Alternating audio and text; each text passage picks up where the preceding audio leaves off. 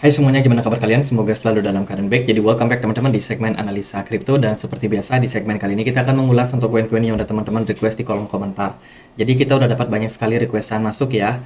Jadi ada banyak banget yang minta dibahas, dan hari ini aku akan pilihkan teman-teman, kita akan bahas dua token sekaligus. Yang pertama kita akan bahas HOOP protokol, dan yang kedua kita akan bahas GLCH atau glitch ya. Kita akan mulai pembahasannya dulu dari glitch teman-teman. Nah, glitch ini project apa sih? Ini adalah project berbasiskan dengan DeFi. Project DeFi itu adalah project yang menunjang teman-teman dalam hal melakukan yang namanya investasi transaksi berupa keuangan di dunia decentralized ini, teman-teman. Di dunia kripto itu ada namanya layanan decentralized finance. DeFi itu menawarkan hal tersebut, seperti teman-teman bisa melakukan swap token, bisa melakukan staking, bisa melakukan simpan pinjam, dan lain sebagainya.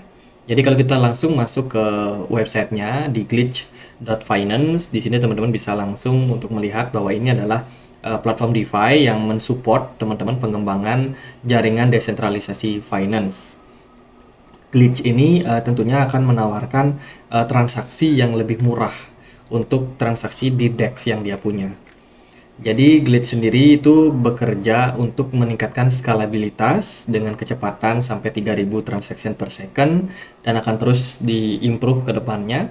Kemudian menawarkan juga fee transaksi yang sangat murah untuk para community. Kemudian juga interoperable, di mana dia bisa dioperasikan di banyak sekali infrastruktur, bridging dengan berbagai macam blockchain. Jadi itu kurang lebih keunggulan-keunggulan yang dimiliki oleh Glitch sendiri. Tapi kalau kita kulik lebih dalam, teman-teman, Glitch ini sepertinya mengalami posisi yang bisa dibilang penurunan performa dalam beberapa waktu. Aku sendiri coba untuk pantau dia di Twitter, nggak terlalu aktif ya, tidak terlalu banyak tweet yang dia lakukan.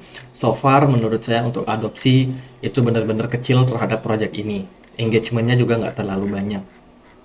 Kalau kita perhatikan dari volume perdagangan Glitch dalam apa ya? Dalam satu hari aja Glitch itu sudah mengalami penurunan volume sampai 98%.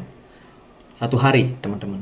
Kalau satu minggunya ya kurang lebih sama juga, dan pergerakan Glitch sebenarnya nggak kemana-mana kalau kita compare dengan pergerakannya saat ini. Jadi bisa dibilang Glitch sudah jauh daripada kata bagus ya untuk saat ini. Harganya kemarin pernah mencapai level 2,7 dolar pada tahun 2021. Dan hari ini Glitch nggak kemana-mana. Harganya masih bertahan di kisaran 0,0056 dolar. Dan ini bukan berita yang bagus. Yang kedua, kalau kita perhatikan dari supply maksimum Glitch itu ada di kisaran 88,8 juta token saja. Dan yang beredar saat ini ada di kisaran 79,2 juta. Harusnya dengan jumlah kepemilikan token yang kecil, liquidity yang kecil, kemudian juga market cap yang kecil, harusnya Glitch itu gampang untuk di pump and dump. Tapi kalau kita lihat dari realita, tidak banyak yang tertarik untuk memperdagangkan token ini. Ya, volume perdagangannya sangat-sangat kecil. Kalau kita perhatikan juga dari sudut pandang yang lain, teman-teman, Bitcoin sudah mengalami rally. Rally bahkan sejak Desember 2022. Bitcoin rally ketika FOD dari FTX dan sekarang sudah bertengger di poin 34.000. Beberapa altcoin yang bagus itu sudah mengalami kenaikan juga. Ya, teman-teman bisa cek langsung seperti Decentraland Mana, bahkan koin-koin seperti Shiba Inu aja udah mulai recover. Kemudian apalagi yang big caps ya, yang seperti BNB, kemudian Ethereum, Polkadot itu rata-rata juga sudah mengalami kenaikan. Dan Glitch dibiarkan tertinggal di posisi sekarang tanpa ada kenaikan yang signifikan. Dari kesimpulan saya sendiri, Glitch ini sudah tidak terlalu diminati oleh market. Jadi kalau teman-teman masih berharap untuk koinnya naik, ya sebaiknya tetap berharap, tapi jangan pernah di CA di koin-koin seperti ini. Glitch sendiri saat ini kalau kita lihat dari Indodax ya, marketnya dia berada di kisaran harga Rp90, teman-teman. Benar-benar volume perdagangan yang sangat kecil terhadap Glitch ini. Bagi saya sih Glitch sudah berakhir ya, sudah tidak terlalu menarik lagi untuk para investor, terutama investor-investor besar, teman-teman. Harganya udah ngedrop banget waktu 29 Agustus 2023 kemarin, dan sampai sekarang harganya cuma di $90, dan ini bukan kabar yang bagus teman-teman. Secara market, kalau kita perhatikan, glitch ini bisa diperdagangkan di Uniswap, Probit, Indodax, sama MDEX. Itu aja teman-teman, nggak terlalu banyak likuidasi yang masih bisa diberikan. Dan kedepannya kalau likuidasinya terus menurun, ya minat investor terhadap token ini juga akan makin menurun, ya kan. Mungkin akan di delisting juga di beberapa exchange. Jadi ya menurut saya sih nggak terlalu menarik lagi ya si glitch ini teman-teman. Jadi biarkan aja. Kalau teman-teman misalkan udah kadung nyangkut, ya kan, beli di harga tinggi, mungkin ya udah ikhlaskan aja. Harus jadikan sebagai pembelajaran untuk next bull run, ya lebih baik untuk mencari koin-koin yang punya potensial lebih baik lagi teman-teman. Jangan terlalu berharap sama koin-koin yang udah nyungsep seperti ini. Itu buat glitch.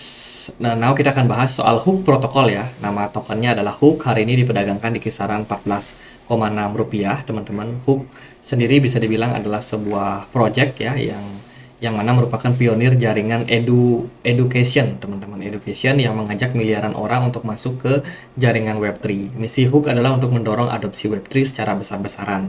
Mereka menawarkan beberapa orientasi yang mulus dan juga intuitif bagi pelajar dan juga pengembang. Jadi mereka sangat berfokus sama yang namanya akademi saat ini.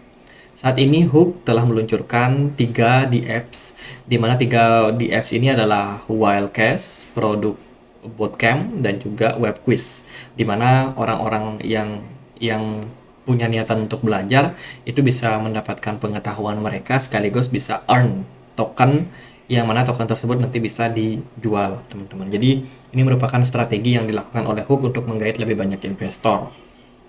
Dari maksimum supply-nya dia tidak terdeteksi, sementara supply totalnya ada di kisaran 500 juta. Supply yang beredar sekarang baru 11% kurang lebih ya untuk Hook. Jadi harusnya dengan jumlah token yang terbatas ini, harga dari Hook juga bisa lebih mudah untuk dinaikkan. Volume perdagangannya drop 31% dalam 24 jam terakhir. Hook sendiri untuk likuiditasnya cukup bagus, ada di Binance, Coinbase, bukan Coinbase, Gate.io, kemudian Bitget, Bybit, dan kawan-kawan. Jadi lumayan udah ada di exchange besar ya. Kalau kita lihat dari Twitter sendiri, Hook sendiri itu cukup aktif dalam hal bikin acara. Seperti contohnya ini ada webinar gitu, mereka lakukan webinar, kemudian juga ada beberapa hadiah yang bisa teman-teman menangkan kalau ikutan kompetisinya teman-teman. Ini ada kompetisi bersama dengan Orderly Network ya, sosial karnival gitu, dimana orang-orang menjelaskan soal gimana sih ekosistem dari Web3. Mereka tentunya di kampus-kampus ya, karena Hook ini berfokus di education. Jadi mereka akan berkunjung ke kampus-kampus untuk mengembangkan project decentralized ini kepada generasi muda teman-teman. Mereka berfokus di jaringan NFT, kemudian juga pembayaran token, kemudian gaming juga teman-teman. Itu beberapa fokus yang menjadi fokus daripada project ini. Mereka juga tetap dengan aktif melakukan burning untuk tokennya supaya jumlah token yang dimiliki oleh Hook ini bisa tetap terkontrol. Tapi ada negatif sign-nya teman-teman. Negatifnya adalah mereka masih tetap gencar untuk memberikan giveaway terhadap siapapun yang ngikutin perkembangan dari project ini. Mereka tawarkan hadiah gitu ya. Jadi kalau saya pribadi itu kurang terlalu suka sama metode giveaway, karena itu akan melahirkan banyak sekali penggarap airdrop yang bakalan melakukan penjualan ketika mereka sudah mendapatkan tokennya. Nah, kalau teman-teman lihat dari websitenya hook.io, di sini teman-teman bisa menemukan nih proyek-proyek yang mereka sedang kerjakan saat ini. Mari kita lihat dia dari sudut pandang infrastruktur ya. Saat ini infrastruktur Hook sudah coba untuk upgrade. Dia upgrade di bagian SDK, software development kit, kemudian juga ada Hook AI yang bakalan segera di-develop ke depannya. Kemudian juga ada beberapa fitur untuk alumni system. Nah, orang-orang yang sudah belajar, yang udah dapat beasiswa dari Hook. Kemudian untuk akademinya ada beberapa platform seperti yang kita bilang, ada Wildcast, ada Tudamun, ada Hook Academy Sensei, dan juga masih ada yang akan berkembang ke depannya. Ekosistem saat ini adalah pengembangan ekosistem Web3 untuk sistem earn. Terus juga ada experience untuk real Web3. dan juga ada beberapa layanan seperti community growth, economic value, dan juga interoperable data. Ini tokenomic yang dimiliki ya, token allocation kalau kita perhatikan sebagian besar itu jatuh ke community dan juga treasury dengan jumlah kepemilikan yang cukup besar. Tim memegang 20%, private sale ada di 20%, sementara 5% itu untuk Binance di Launchpad. Roadmap yang akan mereka kerjakan teman-teman untuk long term goal-nya itu ada becoming Web3 industry gateway, pioneer AI technology in Web3, driving Web3 mass adoption, jadi lebih banyak adopsi daripada Web3 ya teman-teman. Itu sih misi yang mereka lakukan. Mereka disupport dengan banyak sekali media, ada Binance, Cointelegraph, Yahoo Finance, Tech Asia, dan juga disupport oleh beberapa venture capital. Sementara dari berita yang lain, ini mereka ada di Korea, teman-teman, bi-weekly update, di mana Hoop sendiri kembali lagi memberikan kuliah, ya, memberikan pembelajaran untuk para mahasiswa dengan tujuan untuk mengembangkan ekosistem mereka. Mereka juga menawarkan referral challenge. Jadi mahasiswa di sana diajak untuk merekrut orang nih. Kalau mereka ada yang join, mereka akan dapetin reward, teman-teman. Ada reward, ada giveaway berupa token yang dibagikan untuk adopsi yang lebih besar lagi. Ada di Korea, ada di Vietnam juga ya. Jadi cukup aktif dari komunitas dari Hoop sendiri. Ini penjelasan dari Ajaib, teman-teman. Jadi Hoop Protocol ini adalah platform yang menjembatani serta membantu para pengguna Web2 untuk mengakses Web3 dengan mudah. Platform yang mereka gunakan untuk membentuk infrastruktur dan diskalabilitaskan sebagai aplikasi terdesentralisasi. Jadi memberikan setiap orang kesempatan untuk merasakan ekonomi terdesentralisasi yang transparan dan juga cepat. Itu sih beberapa platform yang menjadi fokus mereka ya, seperti tadi kita sudah bilang di bidang edukasi, namun ada pengembangan yang lain, ada di Web3 dan juga layanan DeFi. Nah, ini dia beberapa metode yang mereka sedang coba untuk kontrol, teman-teman. Ini sebenarnya sih dari web lama ya, hookcoin.com, di mana sejak awal perilisan mereka kan launchpad di Binance, teman-teman. Launchpad di Binance dengan tujuan utama yang pertama, airdrop yang akan dibagikan itu ada segini. Proporsinya kurang lebih ya mungkin 10% mungkin ya, 10%, 10 sampai 15% lah. 50%-nya itu bakalan di burn, teman-teman. Kemudian yang beredar di market ya sekitar 10 sampai 15%, buat marketing juga kurang lebih sama ya.